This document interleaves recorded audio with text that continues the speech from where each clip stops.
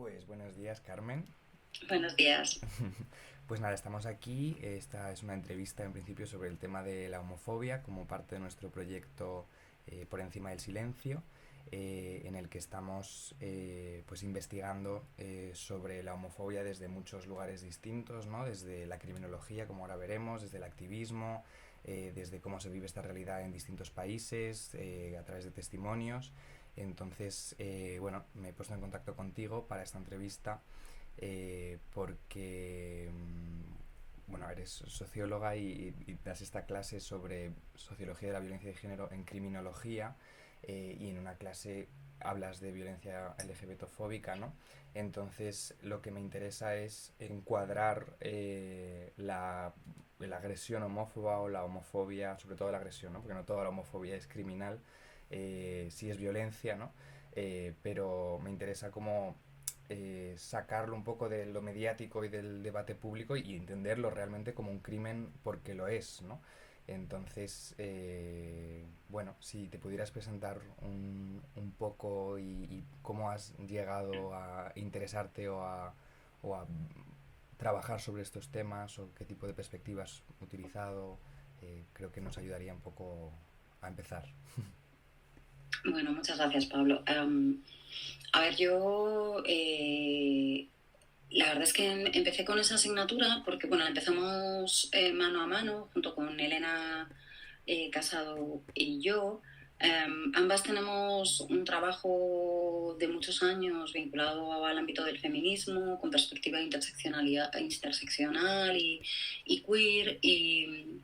Y también o sea, Elena tiene un amplio trabajo en violencia de género en parejas y exparejas heterosexuales. Ha hecho mucha investigación en esa línea y la asignatura surge porque, bueno, es una asignatura que se presentó desde nuestro departamento para incorporarla al grado de criminología y, bueno, pues llegó un momento que había que darla y pues éramos las personas, digamos, apropiadas, ¿no? Que teníamos ahí ese bagaje. Finalmente, Elena, por cuestiones de horario y otras cuestiones, prefirió decantarse por otras asignaturas que ya tenía y me acabé quedando yo con la asignatura de forma global, ¿no? Y en cuanto al enfoque que decidimos desde el primer momento y que seguimos implementando, es un enfoque en el que defendemos que hablar de violencia de género tiene que ver con, por supuesto, una cuestión que se refiere a una situación estructural de desigualdad que atraviesa todas nuestras sociedades y que da cuenta de esa desigualdad de género y el efecto que tiene a nivel global. Pero sí que es verdad que partíamos de un problema y es que en el Estado español, eh, a través de la Ley Integral de Violencia de Género, se interpreta la violencia de género como violencia en parejas o exparejas, no tanto en la exposición de motivos de la ley, donde sí que recoge todo un conjunto de cuestiones más amplias, más vinculado a la Declaración contra la Violencia de la Mujer de la ONU desde el 93, pero cuando llega al artículo primero sí que lo reduce a parejas o exparejas.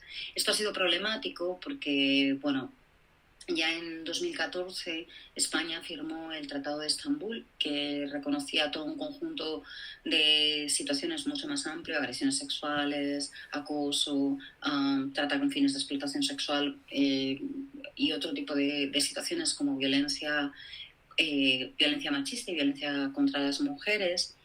Y en nuestro caso, además, consideramos que hablar de violencia de género requiere pensar no solamente todos esos mecanismos que se construyen sobre esa diversidad, ese ejercicio de diferenciación mediante la socialización y la desigualdad que se construye entre los géneros, sino que al hablar de género no solamente estamos hablando de las posiciones varón y mujer, sino de todas las formas de expresión de género en sentido amplio. Esto, por supuesto, tiene que ver con expresiones de género que no se corresponden con el marco normativo y también con todo un conjunto de formas de desarrollo del deseo, de vínculos que también de alguna manera quiebran con el marco de los vínculos de género. Porque cuando, por ejemplo, Gail Rubin en 1975, con el tráfico de las mujeres, habla de esa matriz sexo-género, en realidad está hablando de un ordenamiento por el cual ciertos cuerpos sexuados de determinada manera tienen que alinearse y corresponderse con ciertas posiciones de género en el marco social cultural, y a su vez tienen que desarrollar un deseo heterosexual, digamos, en ese sentido. Cualquiera de las dinámicas, cualquiera de los tránsitos que quiebren pues esta lógica, esta matriz, pues va a ser problemática, ¿no? Y eso es, en sentido amplio, lo que se regula, digamos, o lo que se ve afectado por las dinámicas de violencia de género, ¿vale? Entonces, esto se ve, por supuesto, en las dinámicas de violencia de género hombre-mujer, que tienen una expresión muy amplia, pero, por ejemplo, Rita Laura Segato, cuando habla de la pedagogía de la crueldad, ¿no? Que perpetúa estas lógicas donde el reconocimiento entre pares y los varones muchas veces se produce o requiere de una muestra excesiva de hombría a través del ejercicio de la violencia contra aquellas personas que se consideran inferiores, pues ahí no solamente queda incluida, por supuesto, no quedan incluidas solamente las mujeres, obviamente, sino que quedan incluidas todas aquellas posiciones, por supuesto las personas trans en sentido amplio, pero también todas las posiciones LGTB-fóbicas. Quiero decir, cuando hablamos de LGTB-fobia y cuando hablamos de agresiones en este sentido, estamos hablando de, por ejemplo, por supuesto, el asesinato de Samuel el pasado verano, ¿no? Donde de alguna manera el grito de maricón y el ejercicio de la violencia tiene que ver con, de alguna manera, preservar la masculinidad heterosexual, cis-heteronormativa, que parece ponerse en cuestión o parece entrar en peligro ante la presencia de personas o de varones que no cumplan con ese modelo. Hay como una especie de amenaza sucinta, ¿no? Que estaría ahí latente, y es necesario erradicarla para sostener esa frágil masculinidad cis heteronormativa. Pero también ocurre, por ejemplo, cuando hablamos de las agresiones a mujeres lesbianas, ¿no? Que agresiones sexuales, por ejemplo, que tienen como fin, ¿no?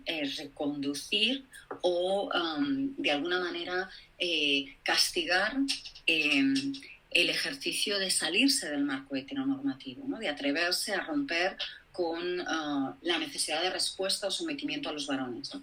Entonces, ahí hay todo un espacio muy amplio, por supuesto también, obviamente, con las personas trans en sentido amplio, tanto a las mujeres trans, precisamente, ¿no? Porque también parecen poner en peligro esa cis-heteronormatividad, o simplemente, por ese odio a todo lo que sea ese ejercicio de transgresión, ¿no? Y creo que es importante considerarlo en sentido global también como parte de esa violencia de género, ¿no? Ese es el enfoque que estamos sosteniendo o que vengo sosteniendo en la presentación de esta asignatura, ¿no? ¿Por qué? Porque precisamente son dinámicas de violencia que no se entienden si no tenemos el marco de esa desigualdad y si no entendemos las fobias, las necesidades de mantener como ahí de forma fuerte estas posiciones, ¿no? Y este marco de lo normativo, ¿no? Gran parte de las críticas que vemos en los últimos tiempos que claman sobre la existencia de un supuesto lobby queer o que hablan de una ideología de género, ¿no? y alertan sobre supuestos peligros, parecen sobre todo poner en peligro, ¿no? La posición de estos hombres blancos cabreados, que diría Michael Kimmel, que de alguna manera han pasado de ser el centro del universo, que han pasado de ser los universales neutros a verse a sí mismos como una minoría que además está siendo agredida, entre comillas, porque se les quita aquello que les correspondía por naturaleza, ¿no? Y no es que se les quite nada que les correspondiera por naturaleza, es que estaban en una posición de privilegio y este privilegio hacía que tuvieran ventajas que en este momento se está intentando que sean corregidas, ni siquiera se está logrando. Pero este intento por equilibrar no es visto como un intento por equilibrar, no es visto como un ejercicio de igualdad, se está viviendo como una pérdida, como una pérdida de un lugar que además correspondía naturalmente, ¿no? Entonces, ante esto hay una respuesta que es muy agresiva y esto se está viendo en todos los frentes. Yo creo que es muy significativo en esta dirección, que yo creo que una de las cosas que atraviesa gran parte de los discursos más ultraconservadores, fascistas directamente, que estamos viendo, digamos, ganar peso a nivel global, es precisamente, digamos, el eje fundamental es esta alianza, digamos, antigénero y antipolíticas dirigidas a la igualdad LGTB, hacia la igualdad de las mujeres, hacia la igualdad de colectivos racializados, etcétera, etcétera, ¿no? O sea, yo creo que eso también debería alertarnos, ¿no? Y debería, bueno, pues hacernos pensar profundamente e intervenir en la misma dirección. No sé si ha servido de algo lo que te he dicho Sí, y sí, respondí a lo totalmente. que... Por ejemplo, en concreto me interesa por toda la reacción social que tuvo en Francia la adopción del matrimonio para todos, ¿no? Ujú, Eh, Eso es uno de el matrimonio, ¿no? Es una de las cosas que ha sido eh, fundamental, ¿no? En toda la construcción de la heteronormatividad y que de repente una reivindicación de los privilegios que conlleva, ¿no? También o sea, a un nivel fiscal y a un nivel legal, ¿no? Eh, Eso ha sido uno de los terrenos de reivindicación y de lucha, ¿no? ¿Por qué es, o ujú. sea, ¿por qué es tan importante ese matrimonio entre personas del mismo sexo de distintos, y por qué genera tanta reacción social, ¿no? Bueno, a ver, yo vengo de la tradición de las movilizaciones queer y feministas. Ni para el feminismo ni para la tradición de las movilizaciones queer el matrimonio en sí mismo ha sido un objetivo. Ujú, De hecho, en el Estado español, por ejemplo, el matrimonio para las lesbianas es un ejercicio de discriminación, por ejemplo. O sea, de cara a garantizar el reconocimiento de la filiación de los hijos para parejas lesbianas es necesario el matrimonio. Para las parejas heterosexuales esto no es necesario. Cuando se hizo la ley del llamado matrimonio igualitario en 2005 en España, la famosa ley Cerolo también, etcétera, etcétera, ideada por Cerolo, efectivamente, se hizo pensando en gays varones blancos, de clase media, viviendo en la ciudad, y se olvidaron, entre otras cosas, a las lesbianas. Entonces, era una ley muy avanzada que reconocía la posibilidad de adopción, ¿no? Y esto suponía un hito. En ese momento solamente había tres países, era el tercer país del mundo que conseguía reconocer el matrimonio entre personas del mismo sexo y uno de los pocos que además reconocía la adopción. Eh, y era, ya digo, un hito fundamental. Pero efectivamente lo que permitiera que una vez que alguien se casara, pudiera adoptar a los hijos de la pareja o adoptar conjuntamente. Se les olvidaba que las lesbianas podemos tener hijos. ujú, Entonces, hubo que esperar la ley de cambio registral de nombre y sexo 3/2007, que se aplicaba al reconocimiento de las personas trans, también con sus matices. En ese momento, la ventaja que tenía es que permitía el cambio registral de nombre y sexo para las personas trans sin necesidad de una cirugía de reasignación sexual, como se llama, aunque requería de diagnóstico de disforia de género, de 2 años de tratamiento, solamente servía para personas españolas con la nacionalidad española y para mayores de 18 años, dejaba muchos huecos y fue ampliamente y continúa estando ampliamente criticada por los colectivos trans. Pero introdujo en uno de los artículos una modificación de la Ley de Reproducción Asistida de 2006 que permitía que las mujeres lesbianas en el Estado español accediéramos a tratamientos de reproducción asistida y se reconociera la filiación de los hijos nacidos en estos tratamientos si había un matrimonio entre las personas que accedían a estos tratamientos. Con lo cual, ya digo, en el caso de las lesbianas en el Estado español, supuestamente estamos en una situación muy privilegiada, etcétera, etcétera, y de hecho lo estamos en comparación con otros lugares del mundo, pero en este caso tenemos una situación por la que una pareja hetero que acude a un tratamiento de reproducción asistida solamente si está casada, ni siquiera tiene que decir que ha acudido a un tratamiento de reproducción asistida, simplemente hay el reconocimiento y la afiliación sin más.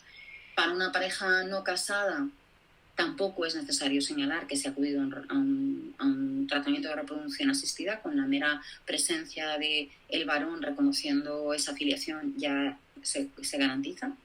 En el caso de las lesbianas tenemos que estar casadas, se requiere de un documento por parte de la madre no gestante reconociendo que efectivamente quiere ejercer esa afiliación, se requiere de un documento por parte de la clínica donde se reconozca que es una clínica oficial, en fin, tienes que hacer muchas veces presencia física, o sea, hay cosas que han cambiado.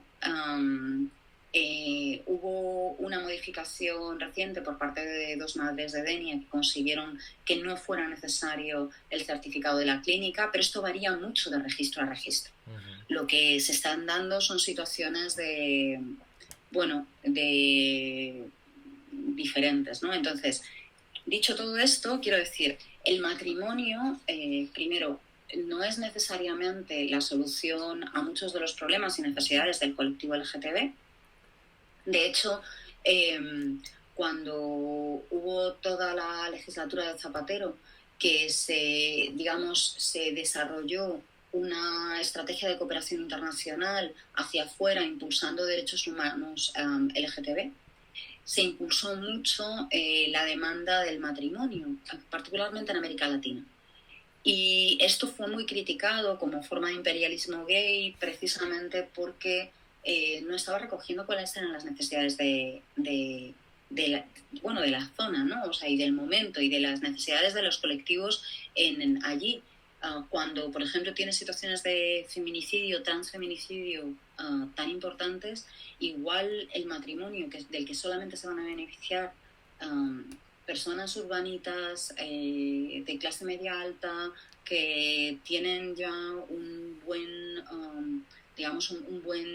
una buena situación social, no responde a las necesidades de la mayoría del colectivo LGTB. Entonces, esto ha sido una de las críticas que se ha hecho.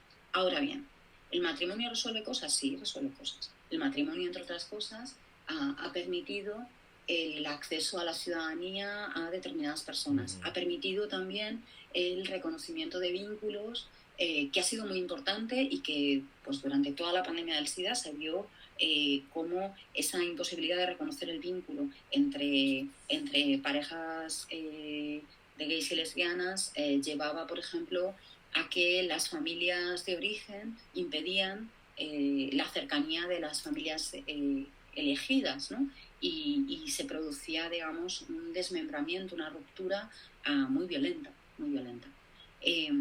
Entonces, todo esto sí que tiene esas ventajas, pero efectivamente, además promueve determinado tipo de vínculos.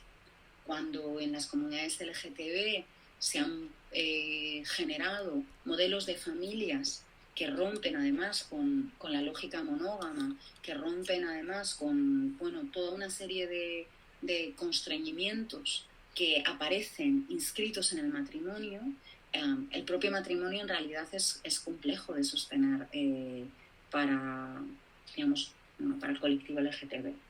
Ahora, de nuevo, ¿no? Dado que es una herramienta que tenemos, yo creo que hay que usarla estratégicamente. Pero vamos, que tiene problemas. Y en términos de la reacción social que genera desde la parte más conservadora de la sociedad, o sea, porque por un lado parece que recurrir al matrimonio es una forma de legitimar, pero por otro lado, en Francia, en la Manif pour tous famosa, ¿no? O sea, fletaban autobuses para ir a Ujú, París y hubo como 1 millón de personas ujú. que se manifestaron en París, o sea, 1 millón de personas hubo contra la guerra de Irak en Madrid, ¿no? En 2003. Entonces, Ujú. hay algo muy... los vídeos de esas manifestaciones que nosotros utilizamos en nuestro proyecto son muy violentos, ¿no? Sí, Lo que surge en ese momento, ¿no? Hay algo sí. como de...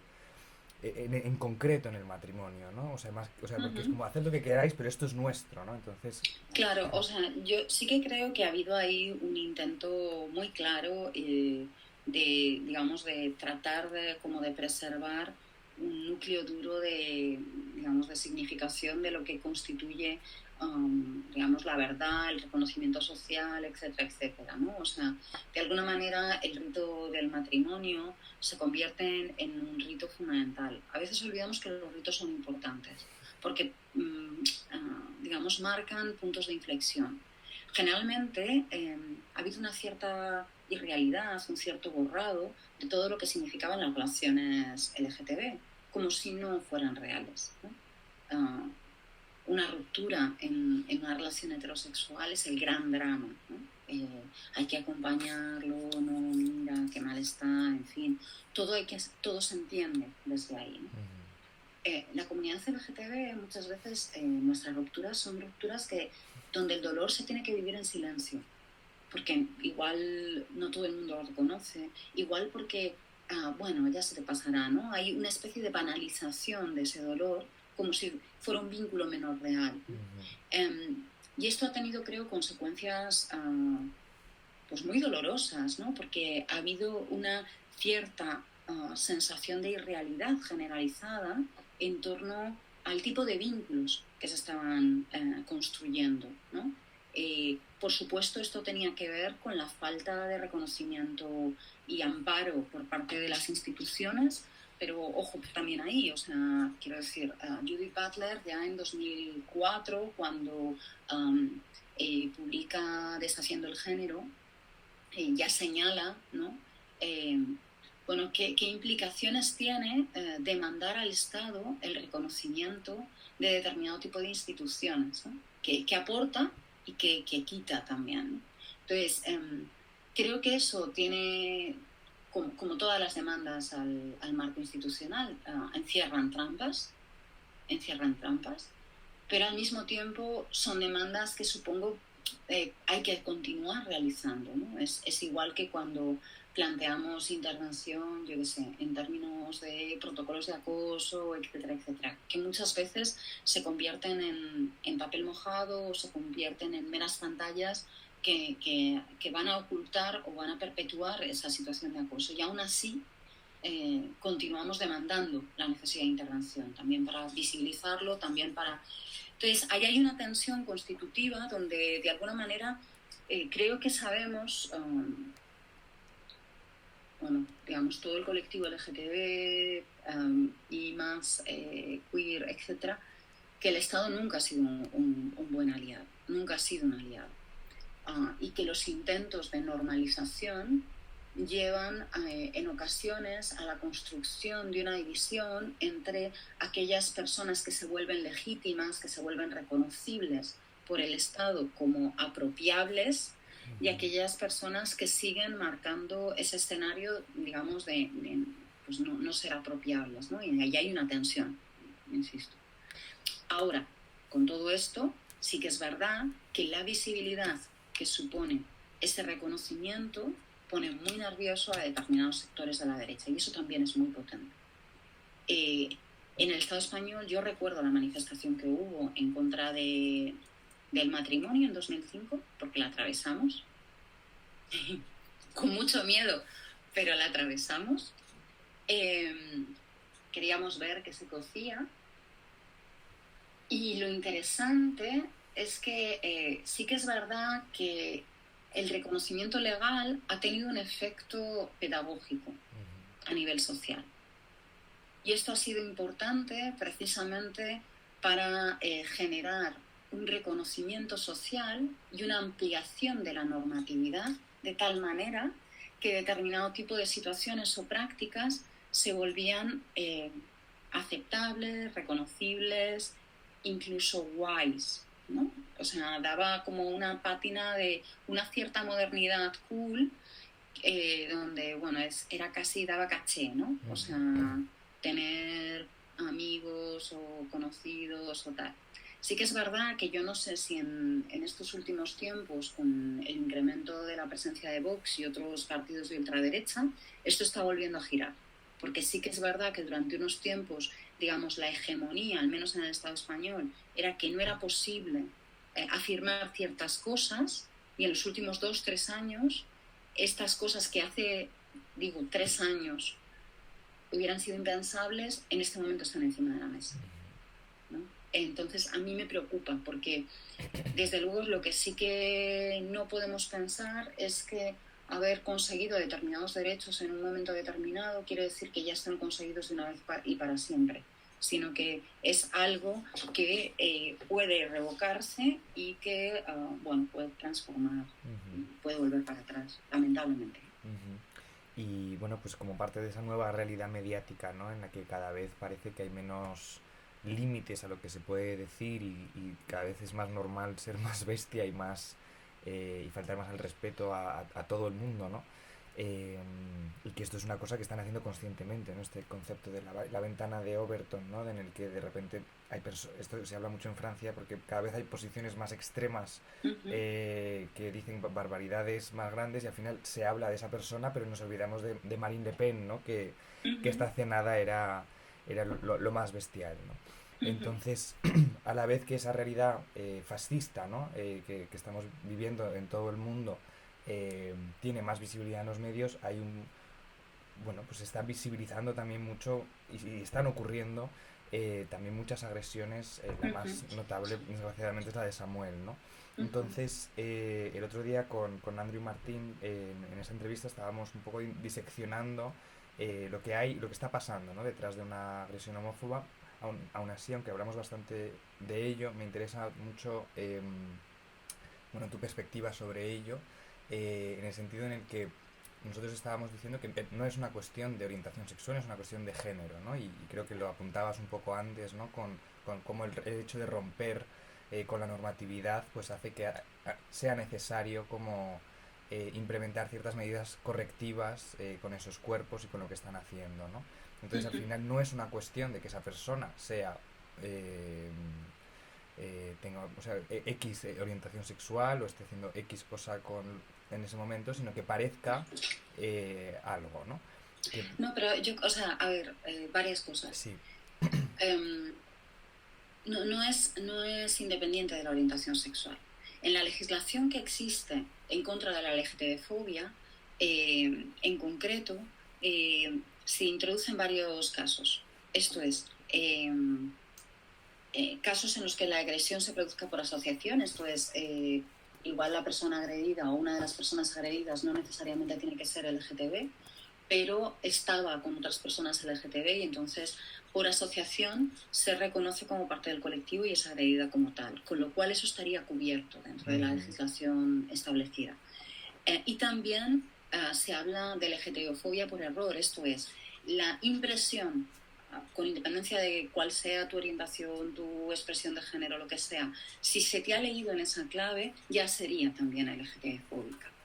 Ahora, yo no hablaría que sea, cuando hablamos de que es una violencia de género, claro, no es, dices, bueno, es una cuestión de género y entonces no tiene que ver con la orientación sexual.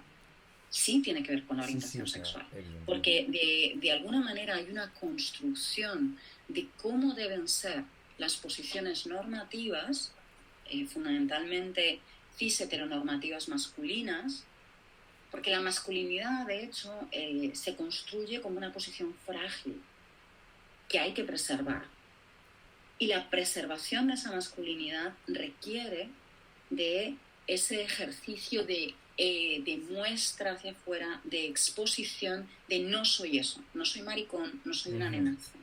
Entonces, eso implica violencia hacia aquellos cuerpos y hacia aquellas posiciones masculinos que no, digamos, encajan en ese canon y por lo tanto ponen en peligro el canon mismo, están mostrando que puede haber otras formas de desarrollar la masculinidad, otras formas de expresión de género que de alguna manera, bueno, pues rompan con ese modelo, ¿no? Y yo creo que eso es una de las cosas que pone en tensión.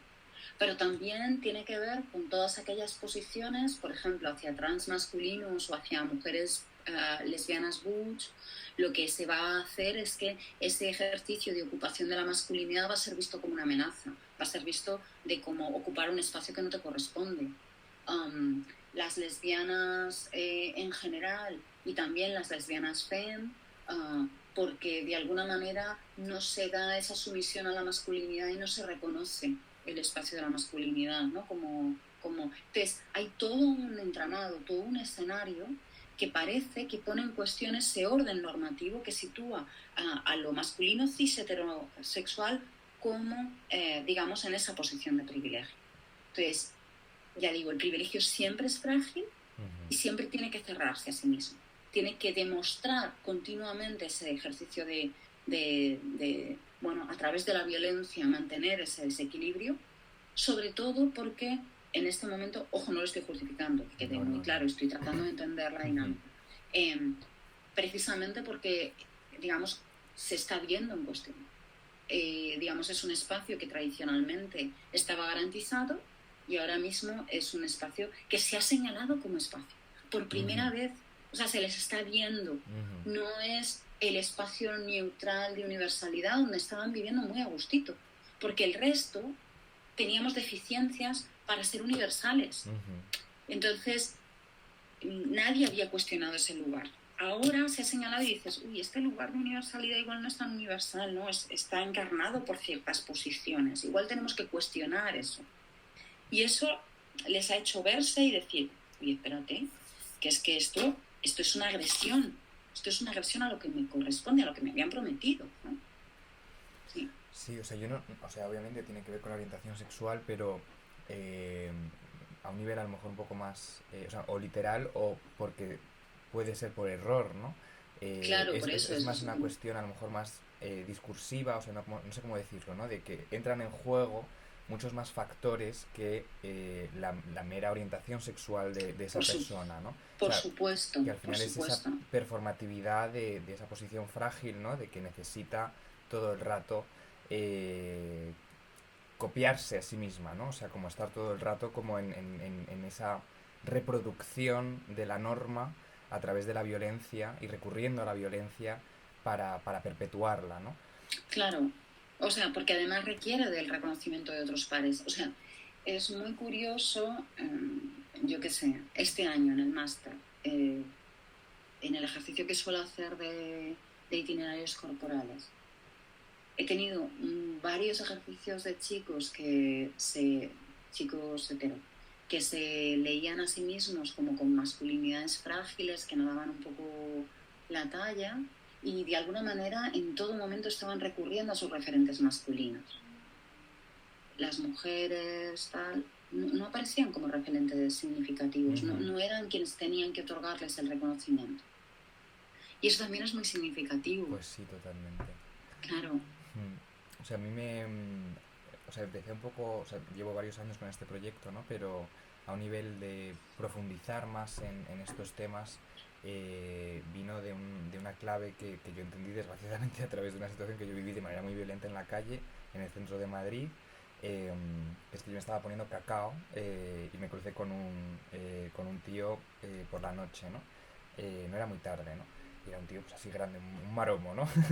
Y entonces nos miramos en el momento en el que yo me estaba poniendo cacao y entonces sentí que el leer yo como femenino, el ponerme cacao, me ponía en peligro a sus ojos y sin embargo en el momento en el que él estaba solo, yo me sentí tranquilo porque no había pares en ese momento o sea, no tenía ni por qué ser alguien agresivo sino solo esa situación de miedo, ¿no? Entonces a mí me hizo entender muy bien la regla del juego de repente, decir, jo, esto es lo que pasa, ¿no? De decir, esto es, además justo pues yo para mi tesis, ¿no? Recurro muchísimo a las ideas de Rita Laura Segato Y era eso, o sea, de repente vale, esto también es un crimen expresivo, este es un crimen para la mirada, ¿no? O sea, es un crimen compartido al final, ¿no? Y no lo había entendido así hasta ese momento, ¿no? Y creo que, bueno, a mí me ayudó mucho, ¿no? A entenderlo y bueno, me interesa también como... Sí. Pero ahí también, si te fijas, tiene que ver cómo hay diferentes formas de ocupar la masculinidad y las expresiones de género. Por eso también es importante hablar de las expresiones de género, y cómo esas expresiones de género marcan una variabilidad muchísimo más amplia. Quiero decir, cuando hay lo que se ha reconocido como un cierto amaneramiento, una cierta feminización de determinado tipo de cuerpos masculinos, eso también se percibe como algo que pone en peligro esa masculinidad, ¿no?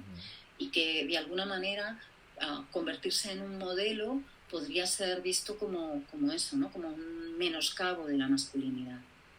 Ojo que se intentó hacer, ¿no? Como ese reconocimiento con varones heterosexuales cuando apareció aquello de la metrosexualidad hace años, ¿no? Y era como, bueno, se puede ser hetero y sin embargo, yo qué sé, cuidarse y estar haciendo cosas que tradicionalmente no se ha vinculado a la masculinidad de los hombres cis hetero, pero es algo que tuvo cierto límite, ¿no? Enseguida era como, no, quita.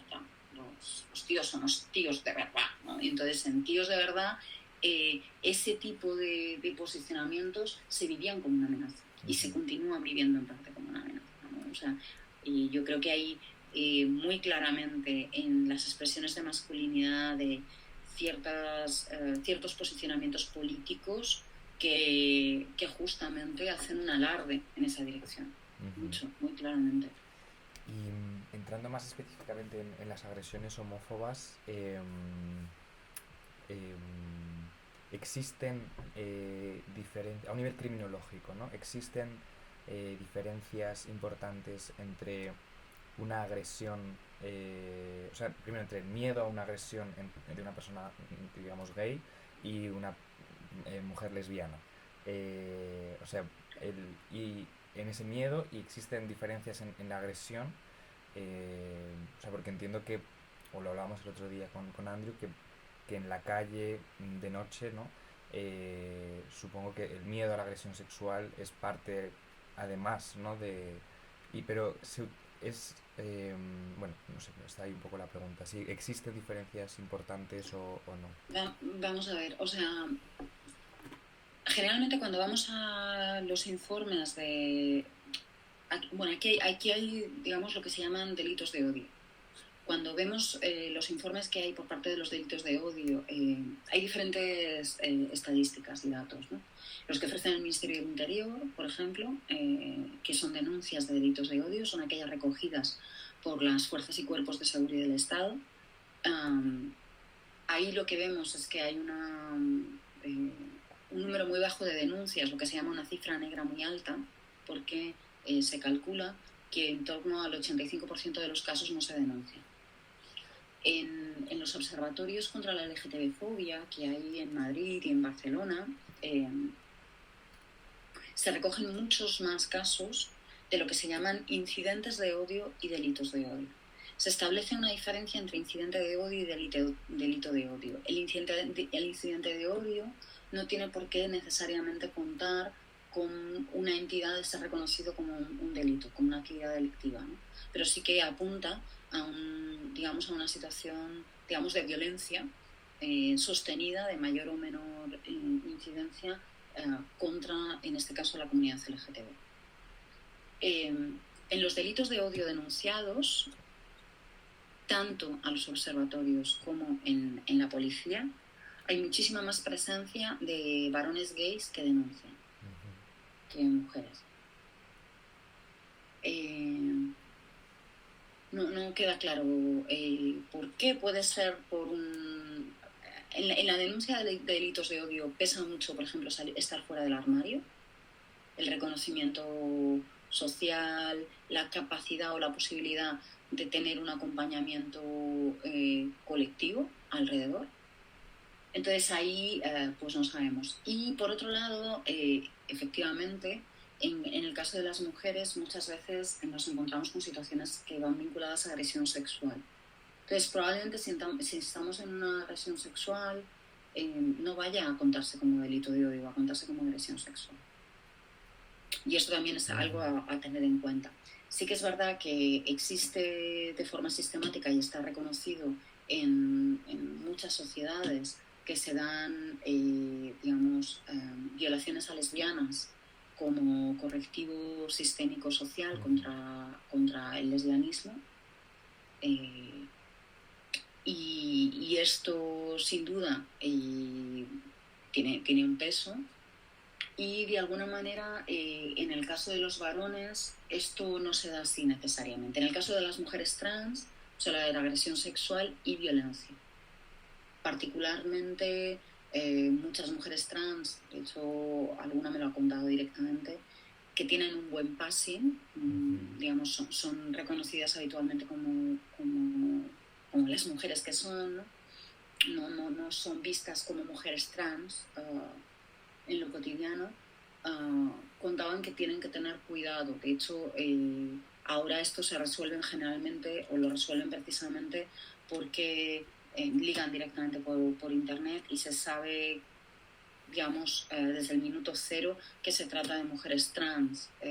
Incluso en estos casos se suelen activar, digamos, como llamadas, ¿no? O sea, tienen que hacer llamadas para saber que están en un espacio seguro, o las citas en un primer momento se hacen en un espacio seguro, para garantizar que no están ante una situación que pueda desembocar en una agresión, ¿no? Ahí hay toda una serie de cuidados colectivos que se están articulando para eso. Pero sí que es verdad que ese momento de descubrimiento para un tipo cis-hetero que puede sentirse atraído por una mujer trans, ¿no? Como que es un momento en el que puede acabar en una situación de mucha violencia, porque tiene de alguna manera que sacarse mediante esa violencia el cuestionamiento o el autocuestionamiento que le supone dentro de su visión tradicional, rancia, etcétera, etcétera, que ese deseo existía. Entonces, o que existe. Entonces, sí, es problemático, es problemático. Sí, Pero me hace pensar en Paris is Burning, ¿no? precisamente. Que hay un caso terrible, ¿no? Que como... Pero este ha pasado aquí, ¿eh? O sea, no es solamente Sí, Paris no, is Burning, tener un acceso a un relato, ¿no? Para sí. poder ver una historia y ver a una persona y ver las consecuencias que tiene, ¿no? Eso también hay que tener en cuenta, que en el caso de mujeres trans,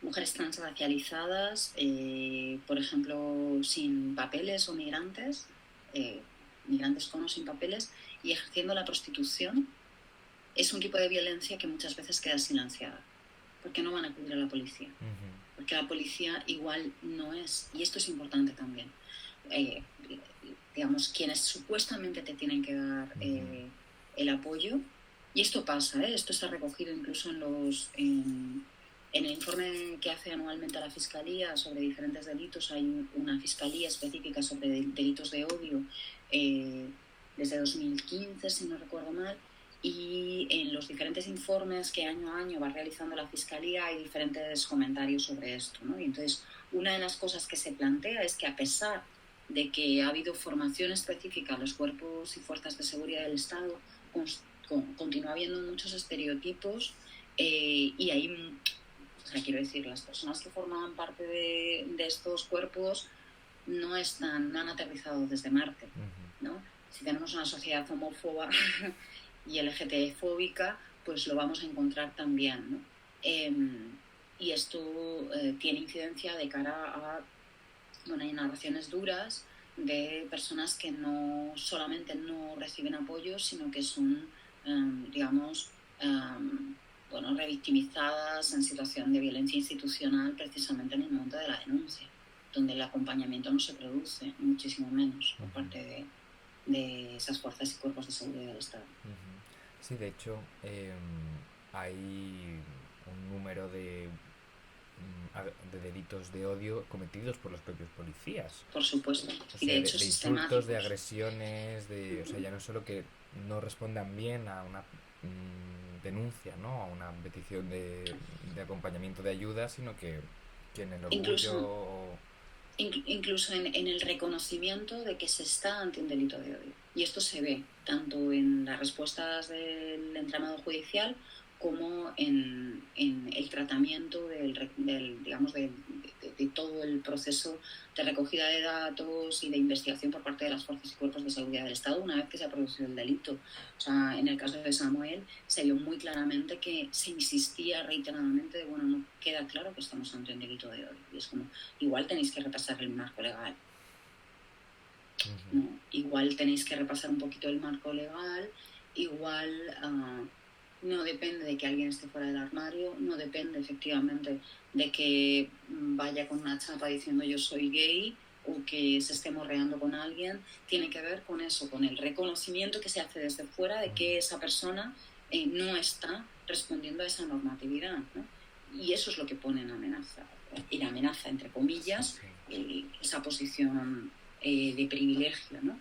O digamos, se muestra como que tiene que ejercer una respuesta, ¿no? O sea, de nuevo, cuando digo tiene que ejercer una respuesta no es que tenga, pero es que toda la dinámica de esa masculinidad cis hetero violenta lleva a esto, ¿no?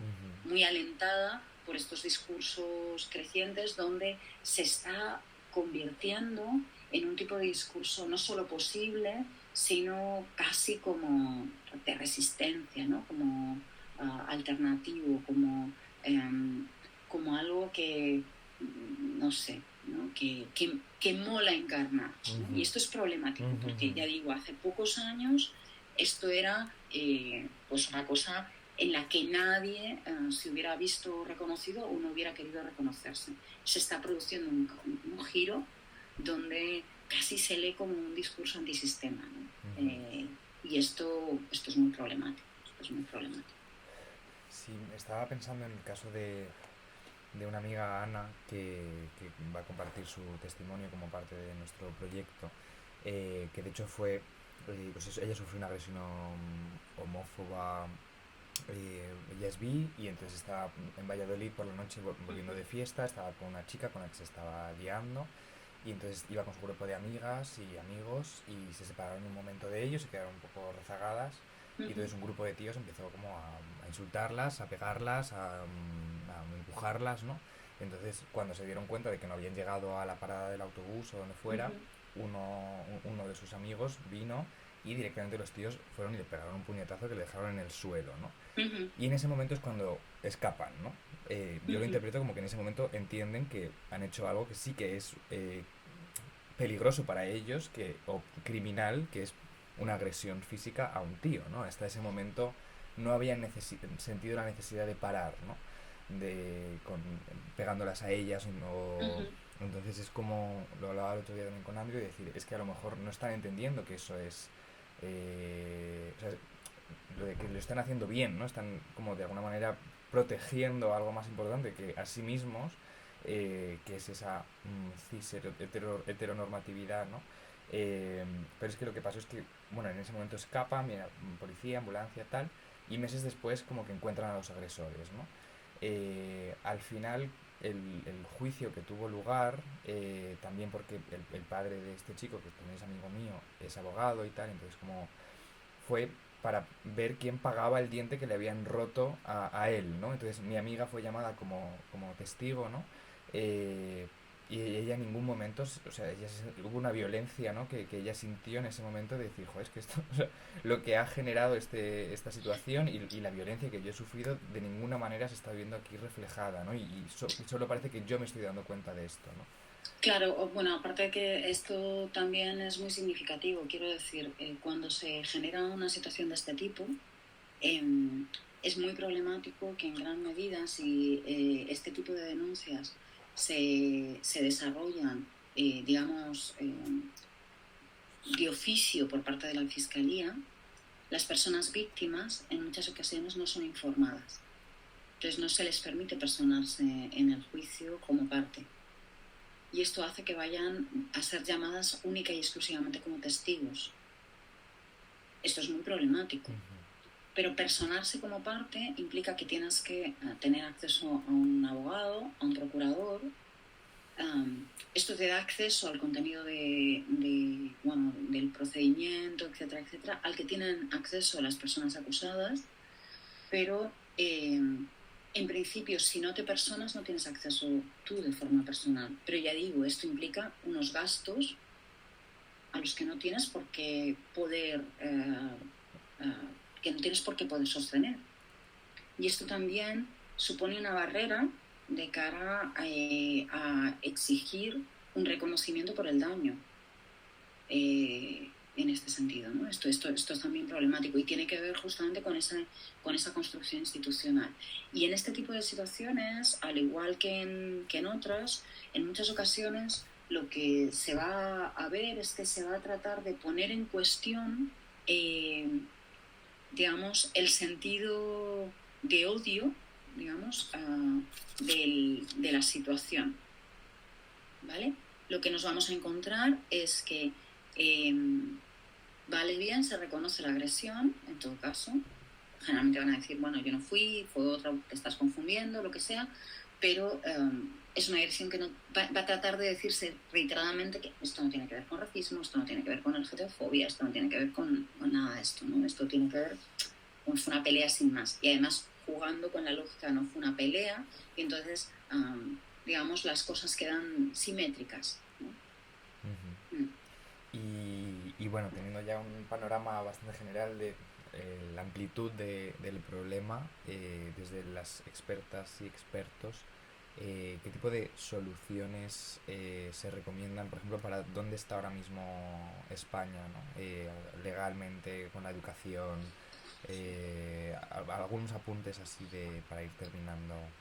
Bueno, a ver, en el Estado español en este momento, en casi todas las comunidades autónomas, hay una legislación específica a nivel comunidad autónoma, aunque el nivel de implementación real es muy diverso. Por ejemplo, en la Comunidad de Madrid hay una ley en contra de la LGTBofobia que de hecho fue aprobada por unanimidad y llevada al Pleno por el Partido Popular, y ahora parece que el mismo Partido Popular, a instancias de Vox, quiere ponerla en cuestión.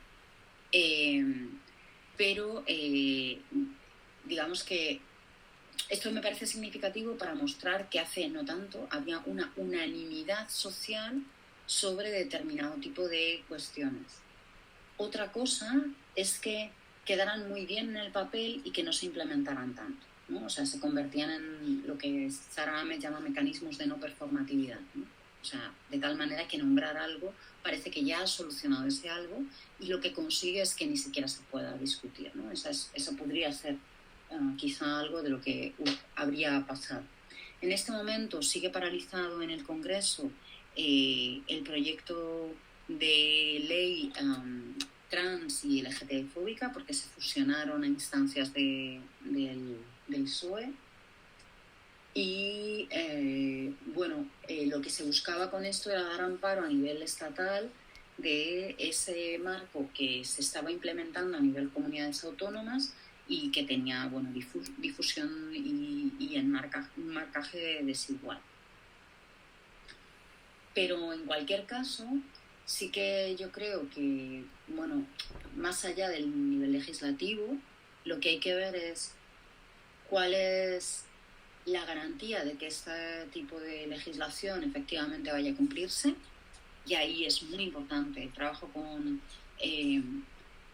los cuerpos y fuerzas de seguridad del Estado. Sí que tengo que decir que hay grupos, por ejemplo, en la Policía Municipal de Madrid hay una unidad de diversidad que sí que funciona bastante bien, tiene un buen trabajo de praxis en el acompañamiento de delitos de odio en sentido amplio, y que si hay que acudir a algún sitio yo recomendaría que se acudiera ahí porque la respuesta va a ser mejor que en cualquier otro sitio. Pero claro, no es no es suficiente ni garantiza que efectivamente hay un reconocimiento. Es más, se está vendiendo como única respuesta para los delitos de odio el ámbito penal y esto no quiere decir que se vaya a dar una respuesta ni una reparación a la situación, porque lo que se plantea desde este tipo de miradas es una mirada punitivista que lo que busca es castigar la falta. Hay una parte en la que el reconocimiento de la falta que supone el propio castigo, hay una cierta reparación del mismo porque se da veracidad al hecho que ha acontecido, se le da patente de realidad. Y esto es muy importante cuando se ha producido una situación de violencia y de agresión, ¿no? Para restaurar en parte lo que ha pasado. Pero eso no implica una reparación, porque digamos, la violencia tiene como fin fundamentalmente señalar que ciertos cuerpos, ciertos deseos, ciertas formas de estar no deberían tener un espacio. Buscan contener, ocultar, avergonzar, limitar la libertad. Quiero decir, con todas estas este incremento de los delitos de odio, yo no sé en tu caso, pero en mi caso no tanto, pero en el caso de mi pareja, su padre le ha dicho, bueno, ten cuidado, a ver qué haces, ¿no? Ten cuidado con cómo te muestras, no te beses en la calle, etcétera, etcétera. Y es como, no voy a dejar de hacerlo. No voy a dejar de hacerlo porque es una pérdida de libertad y es que ese miedo te coloca en un lugar también peligroso, ¿no? O sea, yo creo que todo este ejercicio tiene que ver con, digamos, un ejercicio pedagógico que busca mostrar estos cuerpos, estas posiciones, estos deseos no son aceptables. Y esto no es, lo que no es aceptable es ese discurso, ¿no? Entonces, lo que no es aceptable es que intenten de alguna manera volver a silenciar y volver a invisibilizar las posiciones que tanto nos ha costado conquistar, ¿no? Entonces, desde allí ni un paso atrás. Ahora, esto implica que igual hay que alertar y poner en marcha también redes de acompañamiento, etcétera, etcétera, sí. Y sobre todo hay que instar a que la transformación vaya en otras direcciones. Por supuesto, hay que dar una formación transversal y desde infantil en diversidad sexual y de género, en violencia de género y en reconocimiento a tratar de pensar en cómo generar vínculos y afectos no violentos. Creo que esto es fundamental. Y esto es un trabajo colectivo, esto no es un trabajo solamente de los colegios, pero también. Y esto no resuelve todo, porque se habla mucho de la educación como la panacea de la respuesta y creo que no lo es tampoco. Y no lo va a resolver hacia el futuro, porque como vemos también aquí hay tensiones que cosas que ya estaban parecidas sentadas de repente pueden ponerse en riesgo. Entonces creo que esto es un trabajo fundamental para mí. Un espacio de siempre de respuesta ha sido la movilización colectiva. Para mí, digamos, ninguna de los cambios legislativos, de las transformaciones, de los cambios en el marco social se hubiera producido si no hay un espacio de movilización política fuerte. Yo qué sé, se ha visto con la respuesta, yo creo, masiva y muy poderosa de unidad frente a posiciones transexcluyentes por parte de ciertos sectores del feminismo que además se vendían como reclamando que eran los auténticos, ¿no? Y se ha visto en las últimas movilizaciones de hace un par de días que eran absolutamente minoritarios. Y bueno, pues yo creo que justo esa es la forma de responder, ¿no? Planteando una movilización social fuerte, que es lo que nos va a defender, es lo que siempre nos ha defendido, y es creando y tejiendo redes de solidaridad, redes de apoyo y redes de movilización política, ¿no? O sea, la policía no me cuida, la policía me cuidan mis amigas. Totalmente. O sea, que esta es la Sí, cuestión. yo sé lo que decías, ¿no? De lo que está, del cambio que se ha producido, sobre todo yo creo en el último año, ¿no? Yo creo que después de lo de Samuel, sobre todo, que nos ha afectado a todas, yo noto que estoy o sea, no estoy igual de cómodo que lo estaba antes en la calle. O sea, hay una parte de despreocupación que he perdido cuando estoy en el metro con mi chico dándole la mano. Tengo el ojo abierto. Cuando estoy en la calle por la noche dándole un beso, tengo el ojo abierto. O sea, ahí Ujú, hay un... Hay una, no sé si es un miedo, más hay una alerta, hay ujú. una agresión potencial todo el rato, ¿no? Y A ver, quienes tenemos más años, esto lo hemos vivido. claro, claro. Entonces, efectivamente, es muy interesante esa situación de alerta porque nos roba, y esto es importante, nos roba ese derecho a la sensación de estar despreocupado en el espacio.